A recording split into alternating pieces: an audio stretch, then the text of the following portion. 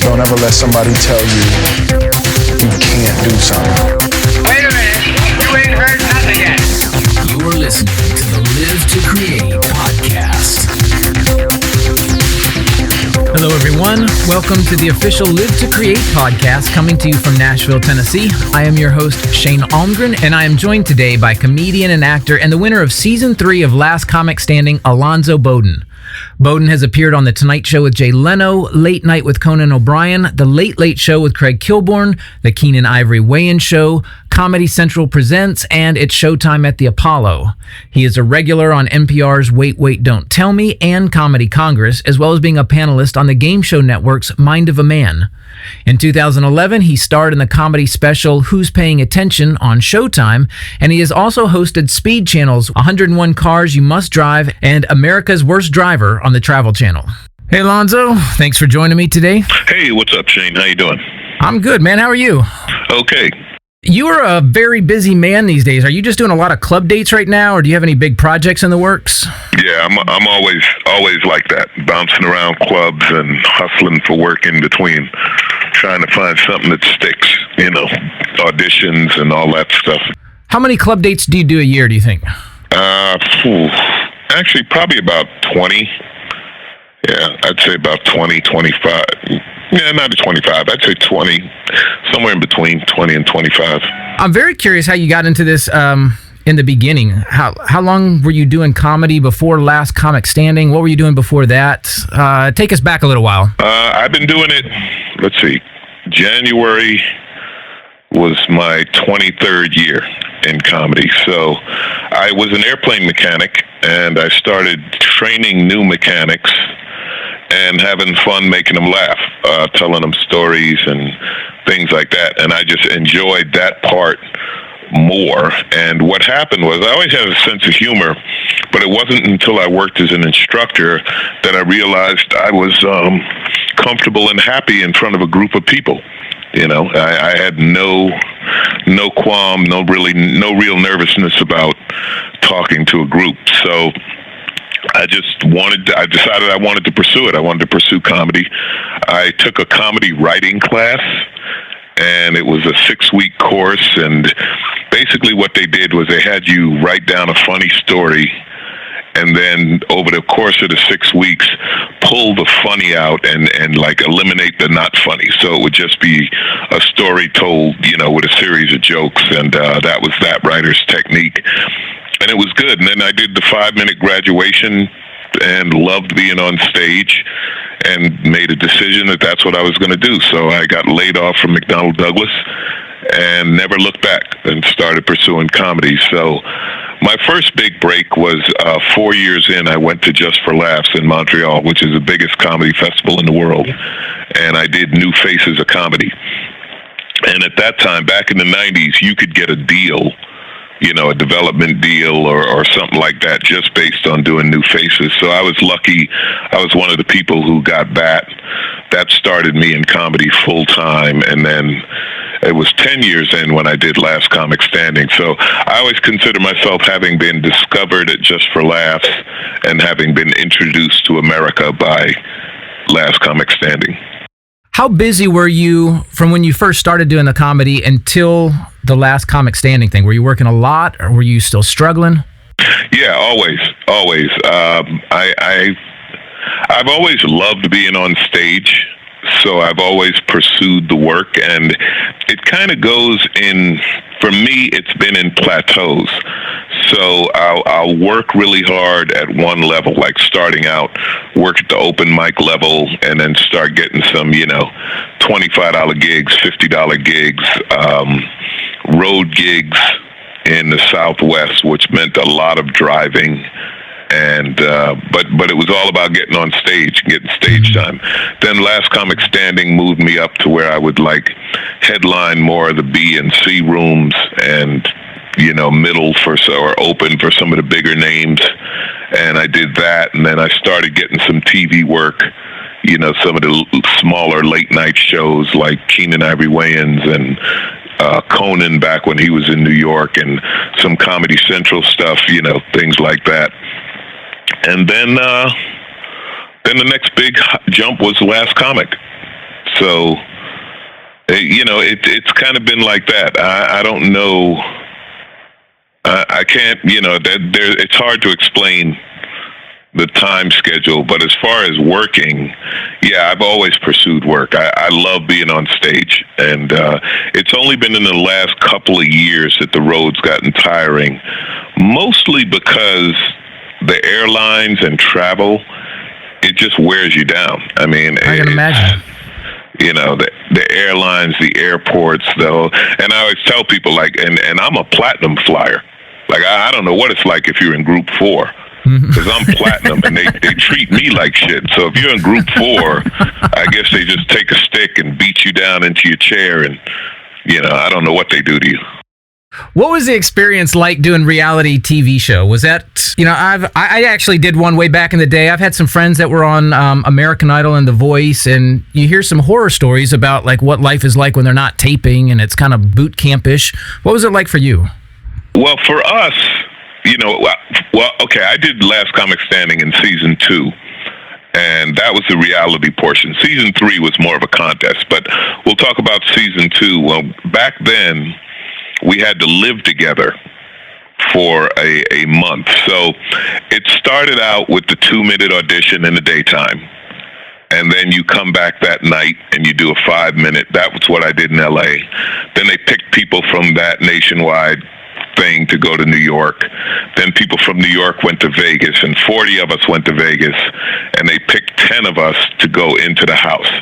Now, by then, it was like this was my job being on the show, and my attitude always was, well, every Wednesday, people get eliminated, right? Mm-hmm. So my whole attitude was like, every week, don't get fired. You know what I mean? When it goes from 40 to 10, don't get fired. From 10 to 9, don't get fired. I'm telling you, that was my attitude. Don't get fired every week. As far as dealing with the show, it was so different with comics, right? Because for one thing, comics are used to living together because a lot of the small clubs on the road, they would have what's called comedy condos, right? So they would rent an apartment somewhere near the club, and that's where the comics would stay for the weekend you were working. So we're used to that situation. And comics are pretty quiet, pretty laid back, and pretty lazy when we're off stage. So they would literally, the producers would try to stir up shit. They were like, you guys are boring. And we're like, yeah, put us on stage. We'd be sitting around reading, there were some people that they could stir up, like Tammy Pescatelli was one. They knew how to push Tammy's buttons.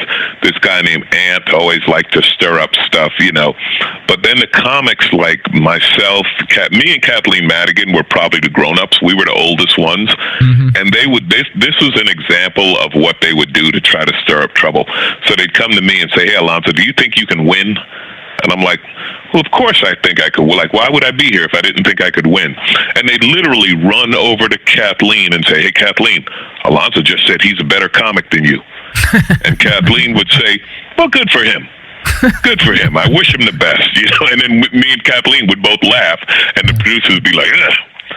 So there were a couple of times they got to me, but for the most part, they would attempt to manipulate us. There were a couple of big situations that got bad, but for the most part, we got along. And our regret, like if you watch the production meetings, you would have thought it was comics versus producers, right? Because there'd be 10 of us on one side of the table yelling at 5 of them on the other side of the table. But our regret was some of the funniest stuff the audience never saw. Because when comics are together, when we do start joking around, we have no rules and no limits. So it gets kind of crazy and it gets really funny. But because it was a reality show, they want to show the controversy, right, and build the tension. So they never showed when we were just being ourselves and being hilarious. I imagine that everybody that was there doing it sort of thought that they could win, but as it got whittled down, what point did it become like a realization to you that you legitimately could win this thing? Oh, from the beginning. I was very confident, and that's no knock against the other comics. I'm telling Kathleen you said that. Tell Kathleen. It was just, I just believed in myself, and it was time. You know, George Wallace, who was one of my mentors and a good friend, he said, everyone gets a break. And it's just a matter of being ready when your break comes, right?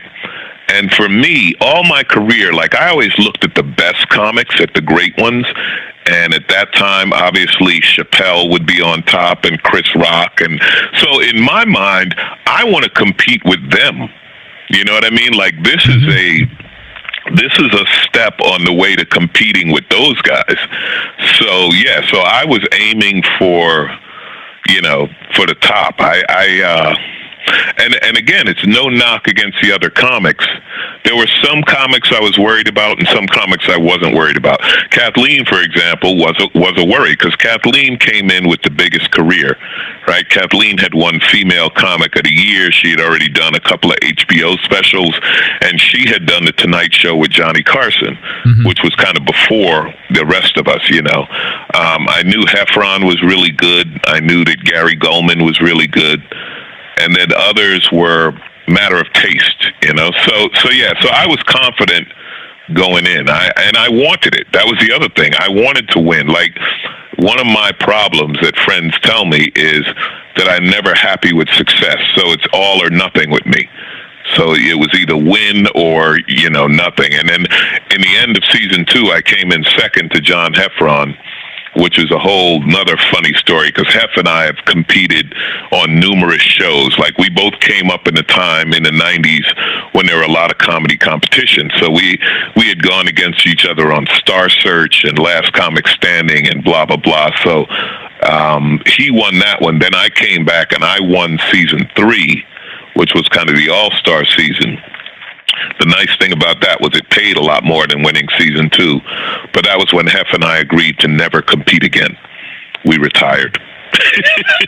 Just against each other or competition in general? Yeah, against each other. Or anyone else, really. Once you've done Last Comic Standing, it's kind of like you don't go to, you know, America's Got Talent or anything like that. You know what I mean? You don't need to get validated again. Right, it's done. Then you don't need the stress again of wondering who's going to get fired next Wednesday. You mentioned Dave Chappelle and Chris Rock. What other comedians were you influenced by? Louis Black. As bad as it is to say now, and as unfortunate it is that his reputation is ruined, Bill Cosby. You know, he was a brilliant comic. Taking away from his lifestyle, he may have been the greatest comic of all time. I mean, I watched Cosby, you know, a few years, like a year before the whole scandal thing. And that's 50 years in. He's still doing new material. It was amazing to watch, you know.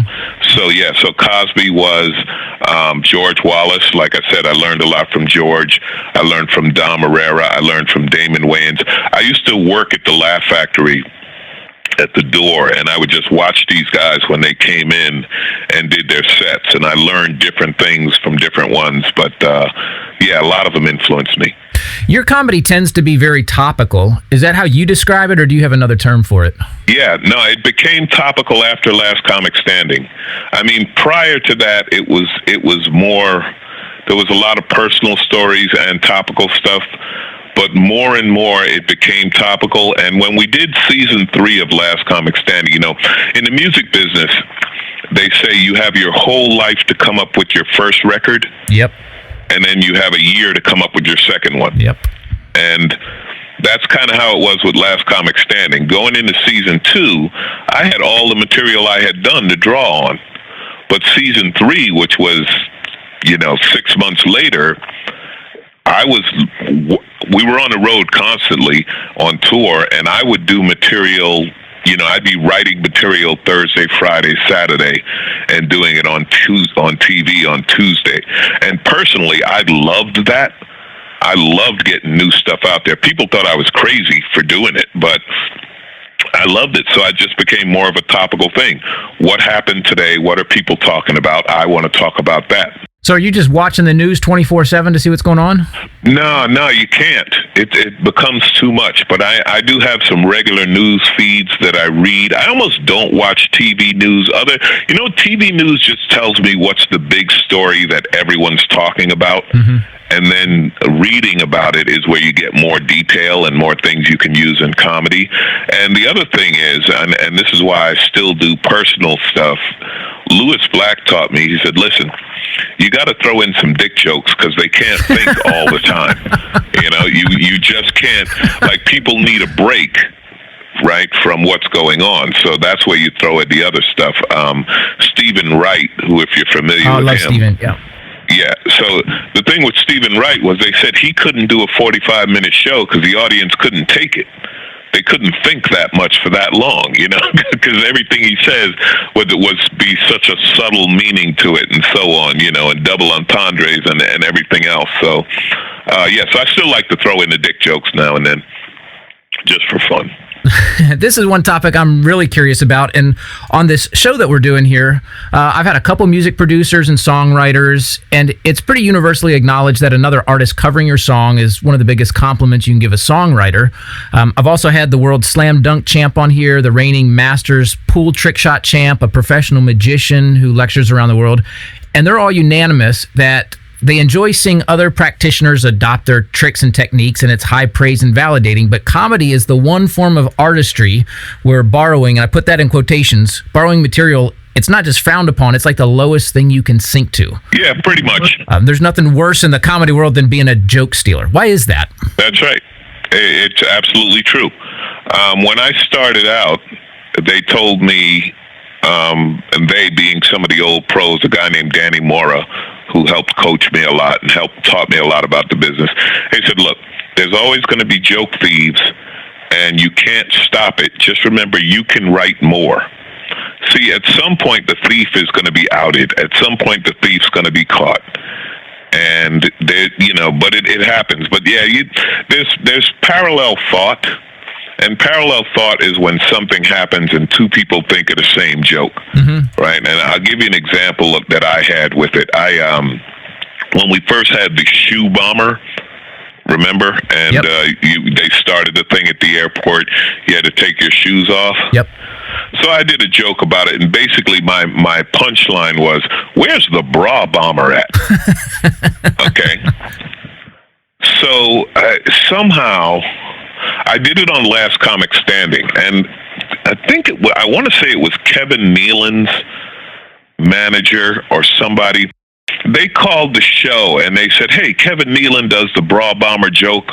Alonzo stole that joke or whatever." And they were like, "Okay, first of all, for comics, that's not the genius thought. You know what I mean? That's something more than one of us would have thought of." Right. And they said, second of all, where would Alonzo have seen Kevin Nealon? Where do they hang out together? You know what I mean? So that was just an example of parallel thought. I've had instances where I've had a parallel joke to something Chris Rock does, and I'll see Chris do it, then I'll stop doing it because I'm like, well, no one's going to believe I thought of it too. You know what I mean? And that's just a function of fame and respect and stuff, So I won't do that. But yeah, a joke thief, you can't stop it. And then Rich Scheidner, who's a brilliant comic and writer, been around forever, and he does these great Facebook posts about comedy in the old days, because I think Rich started in the late 70s, definitely in the early 80s. He was around for all the boom of the 80s. And he said, sometimes, like it or not, the audience would rather hear the joke from someone else. Mm-hmm. And that happens sometimes. There was a big thing with Robin Williams, how Robin would do jokes he heard at the Comedy Store, not intentionally, but just because he was just on a roll and he's saying funny things, and then he's, not realizing like, well, yeah, you heard that. But anyway, if the audience would rather hear your joke from Robin Williams, there ain't much you can do about it. Well, there was that the Penn and Teller movie, The Aristocrats, that was just a full feature-length film of comedians all telling the exact same joke with their own personal spin on it. How is that different? Oh, because that's a public domain joke. Gotcha. Okay. You know, that's like reading a joke on the internet, right? You see a funny joke on the internet, nobody knows who wrote it. Now, if you do it in your act, if you say, hey, I read this joke or I heard this joke and this is hilarious, that's okay. If you do it in your act and try to pretend you wrote it, you know, that's horrible. So the Aristocrats is a joke that everybody knows, and it's like everybody can put their own spin on it. So people tell that whole movie and was about telling the same joke different ways. So what part of my morning ritual, when I get up, I want to start my day with happy thoughts, and I just put on the comedy station on Pandora. And when you listen for enough hours and enough days, you do recognize that there's a lot of people that have sort of certain, like your thing with the bra bomber, everyone's got their different twist on it or their different punchline, but they're sort of talking about the same thing. But for example, there was a bit that Bill Cosby did about the football player who works out with his dad from the time he's a little kid. And then, the first time he gets on TV, he runs down, they point the camera in his face and he says, "I love you, Mom." And Carlos Mencia does that. It's like a 5-minute bit. And Mencia was notorious for stealing jokes, I think. Right. So you picked the example of somebody who's, been outed as a joke thief. And the thing about Carlos, I never really understood why Carlos did that, because Carlos is actually funny. It's one thing when a hack comic, from Iowa, and I'm just using that as an example. No disrespect to Iowans. Don't worry, they don't have the internet there. They're not going to hear this podcast. Right. So you go to a comedy club, in Iowa or Missouri or Tennessee or something, right? And you're the traveling comic. You come in, you do your set, and then 3 weeks later, after you left, the host or some local comic who heard it starts doing your joke there. You know what I mean? That's a thief. What happens with that guy, he's never going to get out of that club. He's never going to get out of that circuit, because once he steps up a notch, people are going to know, hey, you stole that joke. Comics, we know each other by jokes. If I say, I don't mean that in a bad way, comics know, oh, that's Dom Herrera. You literally like, hey, do you remember the guy? And you're like, nah, I don't remember him. He does a thing about his mother stole the car and got arrested. Oh yeah, him. We know each other to that point by our acts and our bits. So when you steal, we know where you took it from. Yeah, Mencia and the Cosby thing. And the thing about that is, if you're going to steal, you don't steal from Bill Cosby. You know what I mean? Don't steal. Like if I'm gonna do a joke, I'm not gonna do a goody goo hoo bit. You know what I mean? People might recognize that one. Eddie Murphy. Yeah, exactly. So I don't understand that. I can't speak to that. Again, if I'm aware the joke's being done by someone else, I won't do it. Now and I don't know who to credit it to, but there was a comic who said, look, there's only 6 jokes. There's like the mother-in-law joke, the wife talks too much joke, the, blah, blah, you know what I mean? Like, you could just put jokes into broad categories, right? There's romance, there's I grew up broke, there's, my parents didn't like me or whatever. Now, if you use that broad a brush, yeah, then we're all doing the same jokes, The government is stupid. Yeah, we all know the government is stupid. So it depends how broad a brush you paint with. But yeah, doing the football joke from Cosby, and I'll give you an example when somebody owns something. Cosby's dentist bit, like, that is so good and so well polished. You won't even hear comics talking about, I went to the dentist. It's like, something? No sense talking about it because I can't do it better than that. Now, other than Mencia, who are some other notorious offenders? I don't know, because I don't get into that. I'm not into pointing out who did something wrong. We're in an era now, right? It kind of started around when we did Last Comic Standing, because that's when you first started with message boards and blogs in the early 2000s. and now it's grown into the whole social media network. So when we were doing Last Comic Standing, there'd be these blogs, and comics would talk all kind of shit about who's not any good and this and that and the other. And Kathleen, again, a friend and a brilliant comic, she said, all this stuff, who writes all this stuff? Angry middle acts. So I don't spend a lot of time researching who's a joke thief or why. Most recently, I guess there was the big controversy with Amy Schumer. Did or did Amy not steal bits from Patrice O'Neal or other comics? I saw the video. Yeah, it sure looked like Patrice's joke, but the other side of the coin is Amy's one of the hottest and biggest names in comedy right now. Yep. I know Amy. I don't know Amy well, but we've met, we've talked, we're cool. I don't see any reason for Amy to steal a joke.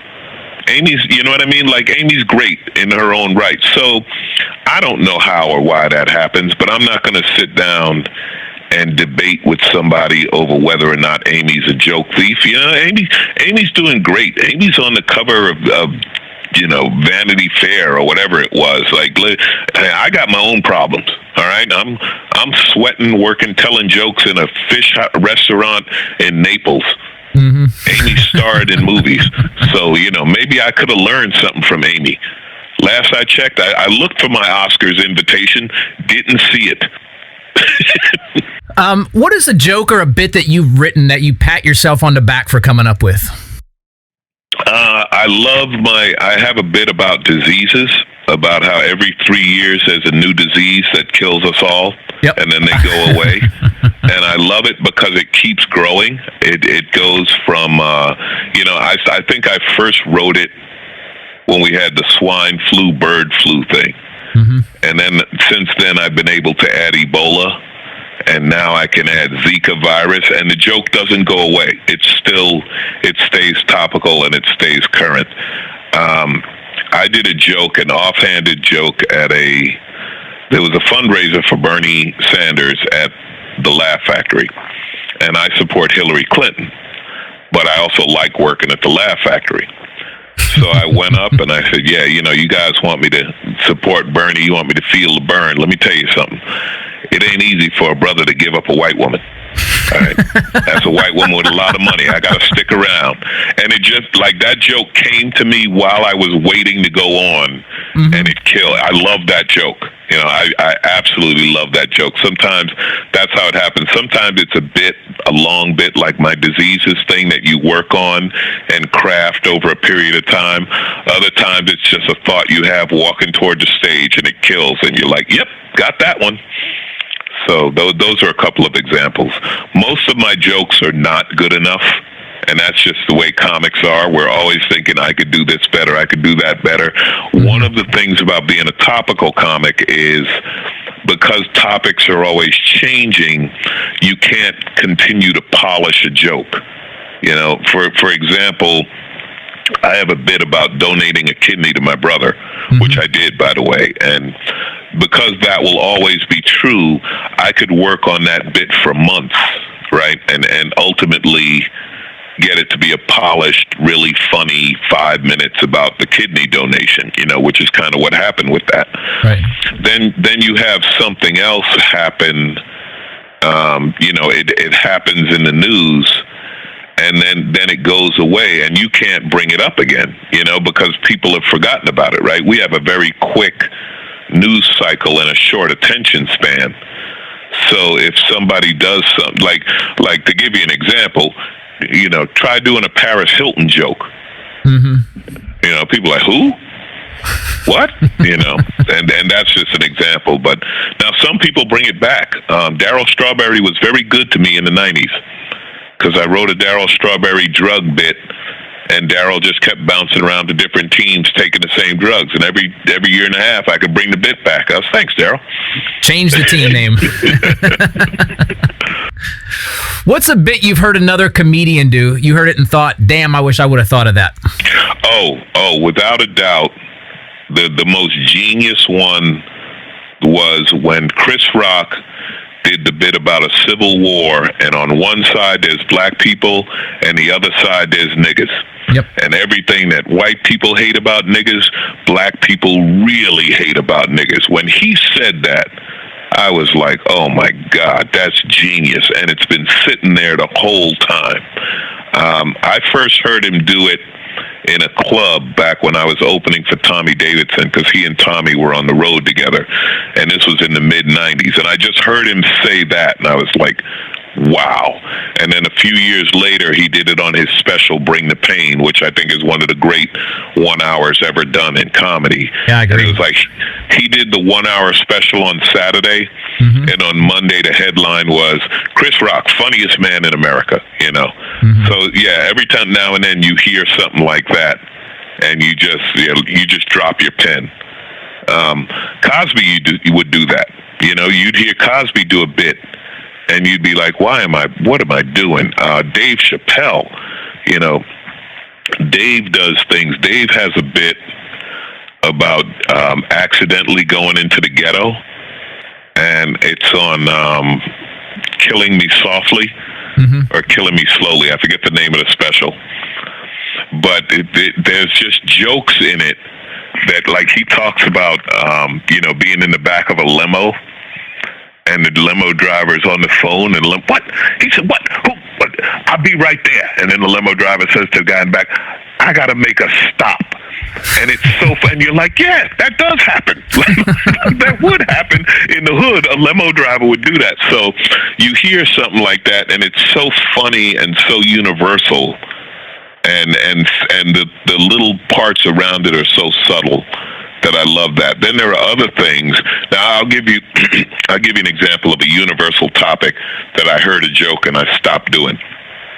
So every male comic has talked about when you're in the club and there's a group of women, how hard it is to take one woman out of the group, right? How hard it is to pull the one woman out of the group.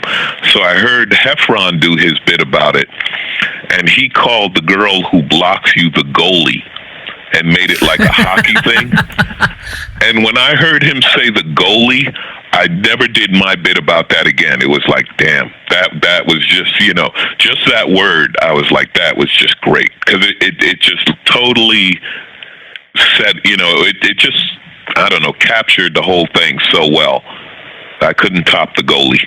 That was interesting, your answer about the Chris Rock bit, because I was reading an article on crack.com. It was several months ago, and they were talking about famous comedians, and another comedian, a white guy, had mentioned that exact bit as probably the most important bit of comedy that had ever taken place. Yeah, I don't know if I'd put it that high. I don't know if there is a most important bit of comedy that's ever taken place, but that was one of the funniest things and one of the most socially insightful things ever done. Mitch Hedberg had a bit where he talked about how weird it was that comedians are always being asked to do films because stand-up comedy and acting are different skill sets. I think he likened it to a chef being asked if he could go farm.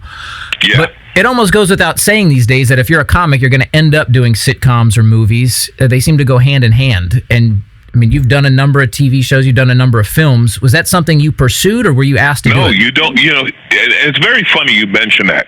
It doesn't go without saying. You just hear about the people who were good enough and lucky enough to make it. Oh, okay. You know what I mean? Like, yeah. I had a guy in Vegas last year.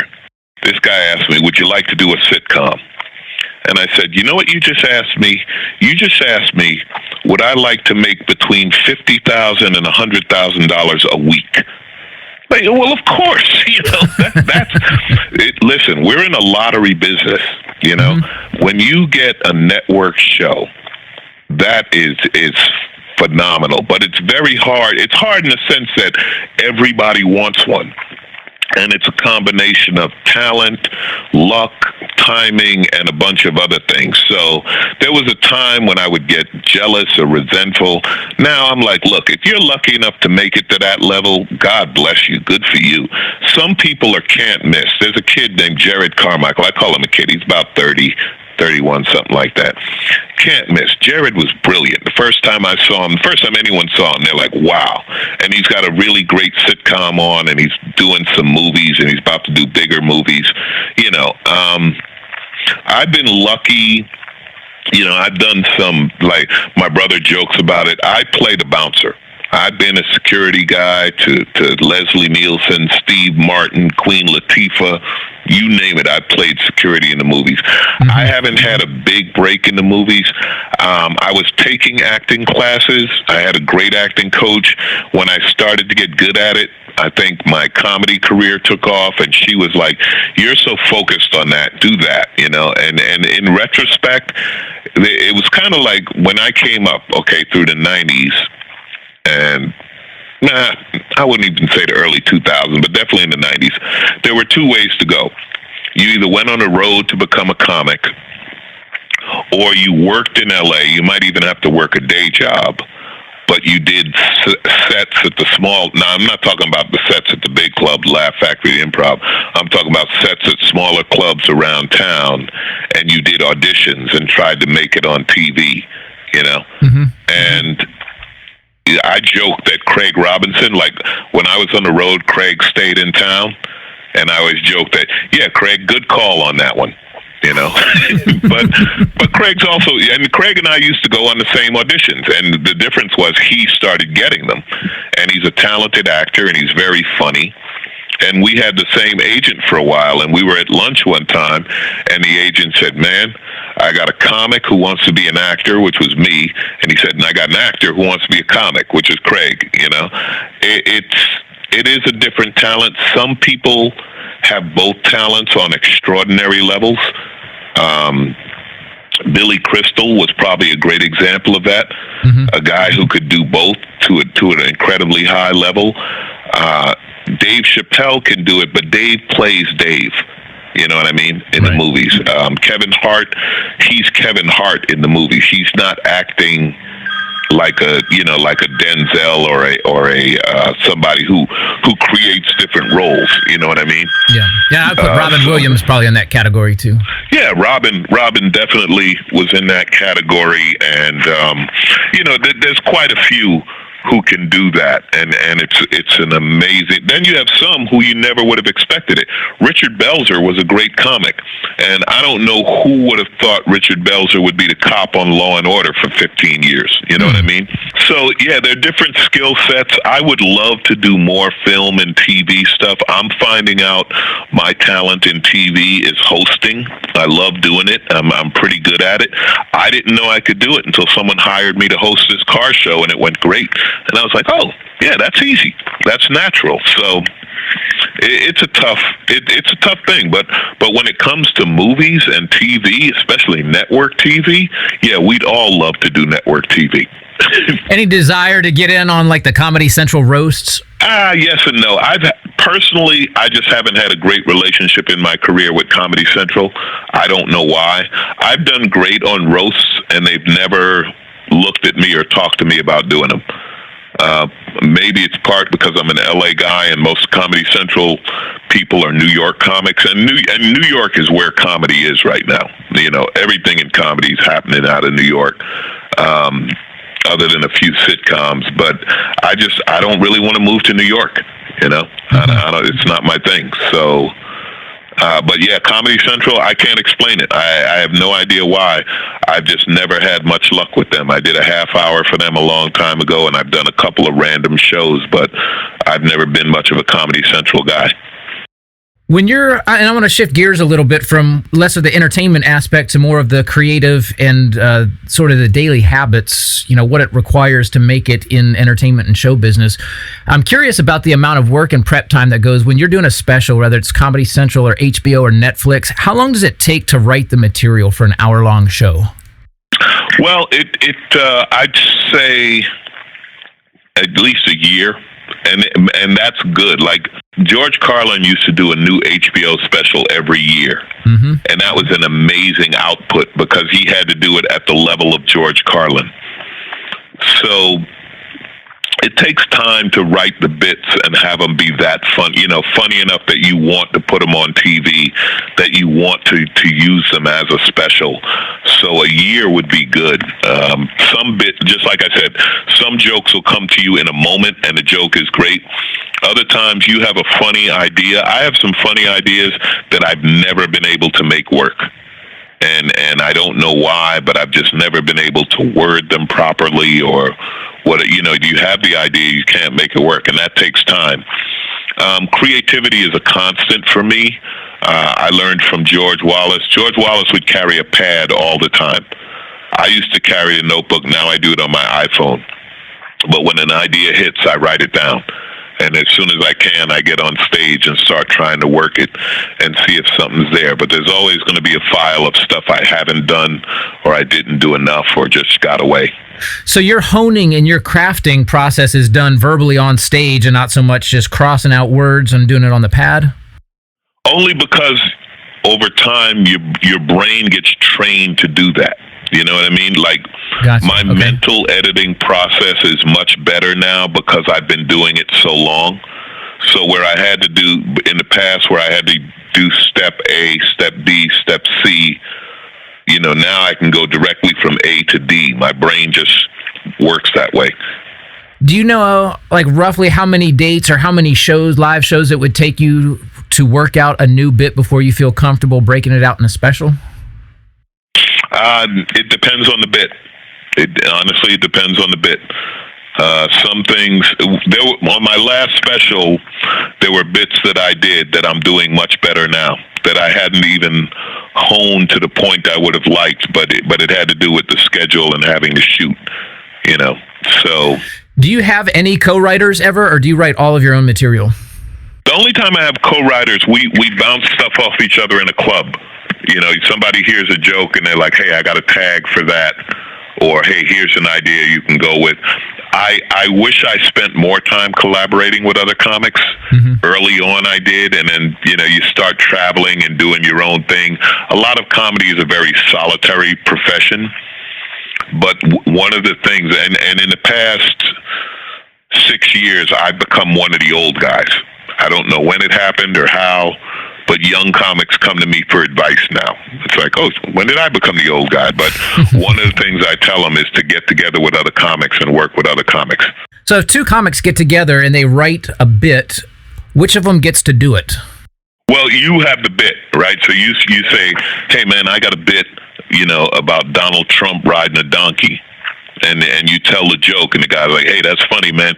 But what if the donkey, was a sheep and the donkey did this or whatever, and then you rewrite it, right? But mm-hmm. It's your bit. You had the idea. You started it. That's how it works.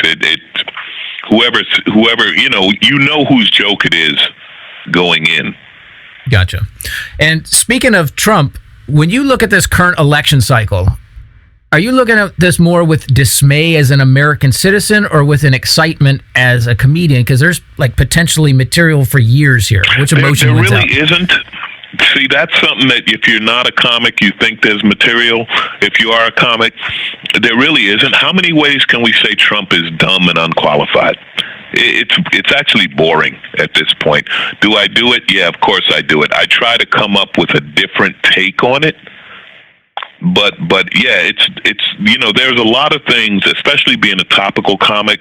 Listen, I got so tired of talking about healthcare and gay marriage. It's like, can we get over it? Can we move on?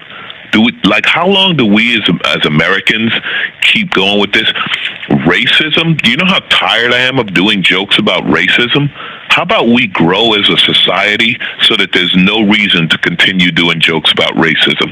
How about we get to a point where I don't have to talk about cops killing young black men? Wouldn't that be phenomenal? Mm-hmm. Wouldn't it be great to not write to not have to dance around another mass shooting and talk about how stupid it is that we sell AR-15s at Walmart? That's my view on all this stuff. I'll do it, and I try to come up with a different take on it. Donald Trump, no, we don't want Donald Trump. The reason comics make fun of stuff like this, and this gets back to, I love the Jester, right? Because the Jester was the only guy who could talk truth to power. He could make fun of the king. He could say anything to the king, but it had to be funny or else they chop off his head. Right? I love that. I love that idea that you can say anything, but it has to be funny. So as a comic, I would love that I'd love to not talk about Donald Trump, but you have to. I wish we could grow past. I wish the joke could be, can you imagine Donald Trump thought he could be president? I wish that would be the joke.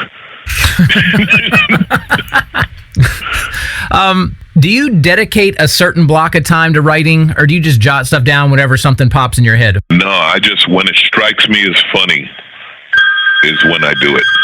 A lot of the public sees athletes or entertainers as people who only work, and again, I put that in quotations, they only work a few hours a week. You know, they do a show, they play a game, and people think that's all their job consists of. That's right. I only work 45 minutes a day.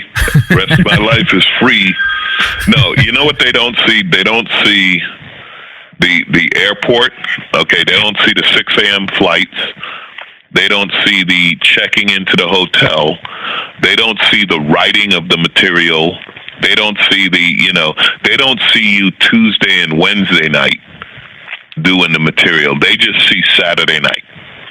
They don't see, for an actor, they don't see the numerous acting classes you went to, and they don't see the 100 auditions where they said no and crushed your hopes and dreams. They see the hit TV show, and now you make $1 million a year. So, but that's the nature of the business. And don't get me wrong, I love all of that. I love getting on stage. Sometimes my favorite time on stage is Monday night at the Fringe show downstairs in a hotel off of Vermont in Hollywood, because it's total freedom. It's total, do what you want. Talk for 10 minutes. Do what you want, That's a part of the creative process we love. That's why you see the superstars of comedy at the Comedy Cellar on Tuesday, at the Laugh Factory on Thursday, because that's the part of the process. Personally, I love that part of the process more than the Saturday night show. A long time ago, somebody told me, they said, look, anybody's funny on Saturday night. Saturday night at the Improv, anybody's funny. Right. Tuesday night at the Chuckle Hut, your ass better be funny.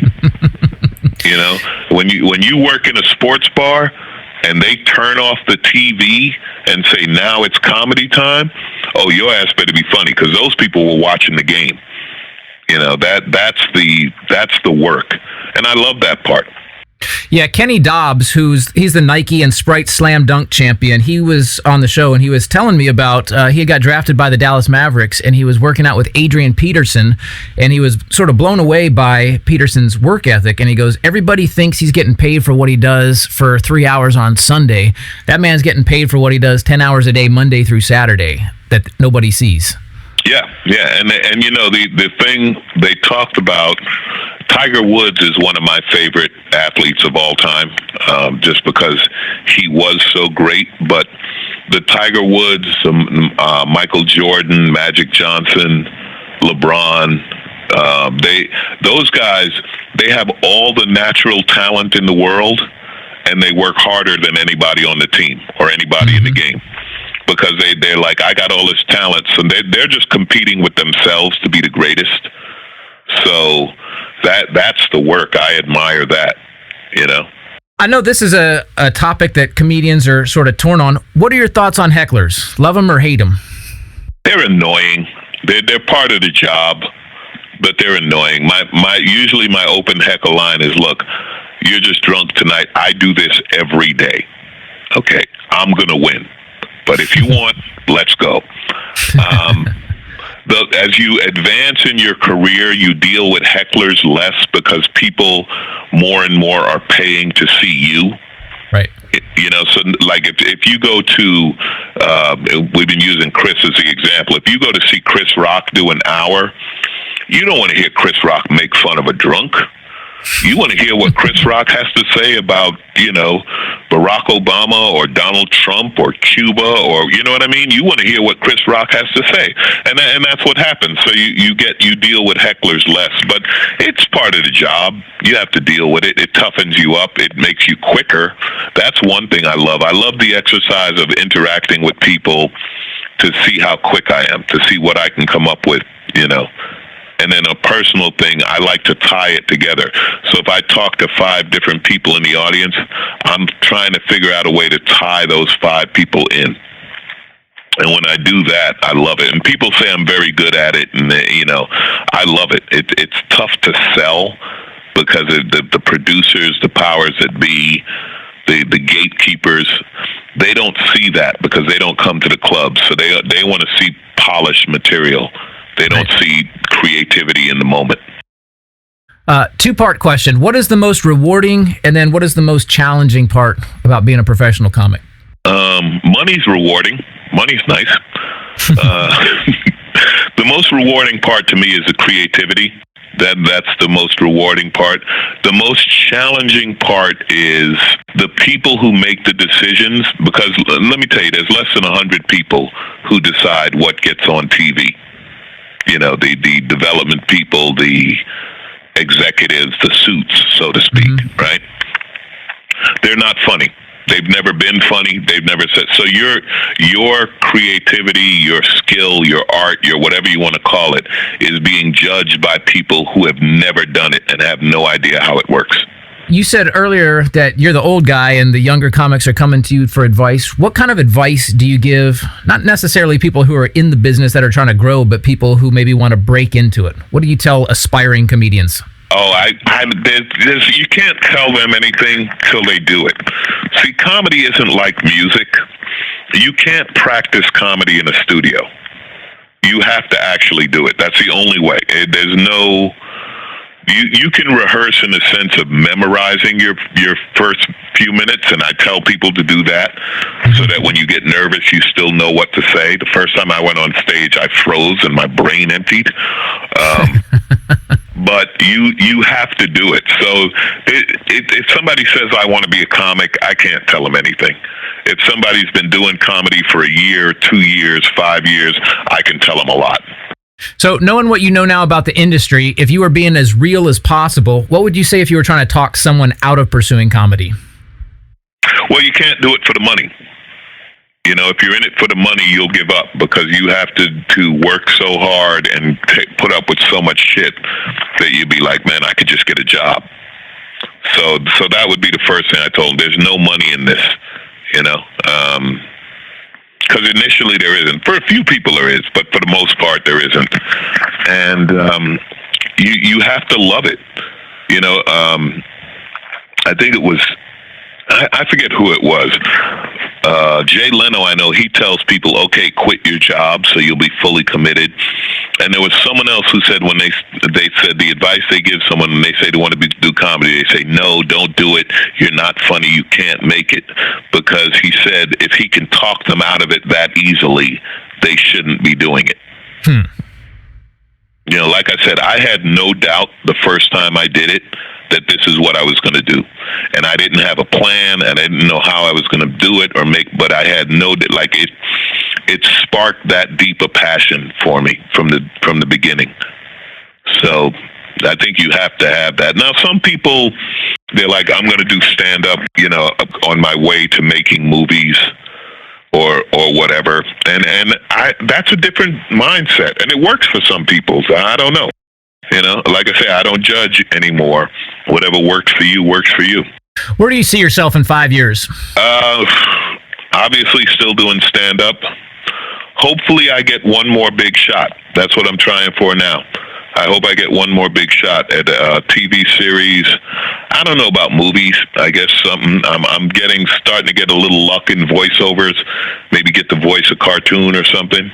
I would love that, but I'm just always trying for the next syndicated thing. That is something else that I tell young people that I probably should have had. I should have had a plan. I didn't have a plan. I should have learned more about marketing. Marketing is so big in the business now. It's always been big, but now you're totally expected to do your own marketing. You're expected to show up with 50 or 100,000 followers. Are there any specific things that you could point to that are on your career bucket list that you would love to tick off? Let's see. That's a great question. Let me see. What haven't I done that I would like to do? Write a book. And the only reason I haven't done that is laziness. I need to write a book. Every writer says the hardest thing about writing is writing, which is true. I understand that now. That would be one. hooking up with Vanessa Williams, that ship's probably sailed. So, and let me ask you this about writing a book, because I read one of Chris Rock's books, and I've read a couple of George Carlin's, and their book was basically their 1 hour special. Right. I don't want to do that. You want to do more of like a memoir kind of thing? I want to write a book. Either it's my ideas or it's my life. I don't, a lot of comics, that's what you do. You take your act and you transcribe it into a book. And no knock against that. It's just, that's not what I want to do. This brings us to our, I've got final 14 questions here that I ask everybody before we wrap it up. 14 more? Gee, when 14. Do I get the check? Man, you're a pain in the ass. Okay, anyway. It'll be there next week, but if you could hold off until October cashing it. All right, Alonzo, if comedy only paid the bills and not a penny more than that, would you still do it? Yes, not even a question. What talent or skill do you not have that you wish you did? Dancing. Fill in the blank. I'm a success if I make $1 million. And I'm a failure if I give up. What is the single best piece of advice you followed to get where you are today? Do the funny stuff. What is a piece of well-intentioned advice you're glad you ignored to get where you are today? That's a great question. Early on, Jamie Masada, who's a good friend and he owns the Laugh Factory, he told me I should be a sports comic. He said I should put on a uniform, go on stage, and talk about sports. I'm so glad I didn't do that. What character trait do you like best about yourself? Probably making people laugh. Yeah, that's it, making people laugh. What character trait do you like least about yourself? Shyness. Out in front of people, on stage, on camera, and you're shy. Yeah, in a personal life. And many comics are. We tend to be loners and not interact well with people. I don't do well with people one-on-one. Fill in the blank here. I believe every child should have the opportunity to create. If you could suggest one piece of self-improvement that everyone on Earth would adopt, what would it be? Live and let live. Accept others. If you could have any superpower, what would it be? That's a great one. Strength. If you could have dinner with anyone alive or dead, who would it be? Kareem Abdul-Jabbar. 2 more. An hospitable nearby planet has been discovered and you've been recruited to help colonize it. Your friends, your loved ones, all your needs will be taken care of, and you could take any 3 personal items with you that you wish. What are they? Music, I guess, iPod or something like that. That would be 1. A motorcycle. That would be 2. And this is items, right? Not people? Correct. Yeah. Let's see. Music, a motorcycle. What would be my 3rd thing that I would bring? Jordans. Perfect. All right, final question. You have just won a Lifetime Achievement Award, and we want to hear your acceptance speech. There won't be any music to cue you or rush you off the stage, so you can get to all of the thank yous that you need, or if there's any personal cause you want to champion, this is your soapbox, so let her rip. Right now, personal achievement. First of all, this is an undeserved award, because I don't know what I've done that's so great. I would thank my mother for my sense of humor. My mother makes me laugh to this day. She's one of the funniest people I know. My brother is one of my best friends. I would thank my friend Daryl for all he's helped me in my recovery. We didn't talk about that, but I've been in recovery for 28 years. So he's been a huge help there. There were so many various people along the way. There's a guy named Vinx, who's a singer percussionist. He and Marcus Miller, the jazz bassist. I learned so much about creativity watching those 2 guys and listening to what those guys do. The list of comics is so long, but I would have to include George Wallace and Dom Herrera on a personal level. Jeremy Hotz, who makes me laugh all the time. The women, my friend Ava, and so many women who have influenced me and helped me. There was a woman named Nicole when I didn't think I could love again, who showed me that I could, even though the relationship didn't work. I'd always appreciate that from her. There was a woman named Jackie who showed me how fantastic a woman could be, and I'll always regret having lost her. but I would thank them for what they've done and for what they've influenced my life with. My first babysitter, Mama, who taught me how to read and a bunch of other things in life. My grandmother, who showed, unconditional love, who showed me what a grandmother is. That's all a grandmother is love. That's all they are.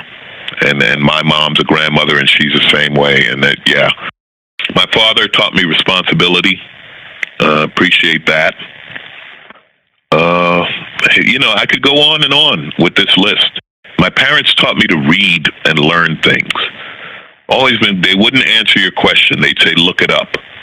That was such great advice. And that helps me to this day. And I thank everyone who's made me laugh. Yeah, I thank everyone who's made me laugh. That's it. That's what I got. Well, that means you're officially off the hot seat, Alonzo. Thank you. This was fun. Yeah, I appreciate you doing this. It was great to have you on. Once again, thank you so much for your time. It has been a pleasure. All right. Thank you. All right. Take care. Bye.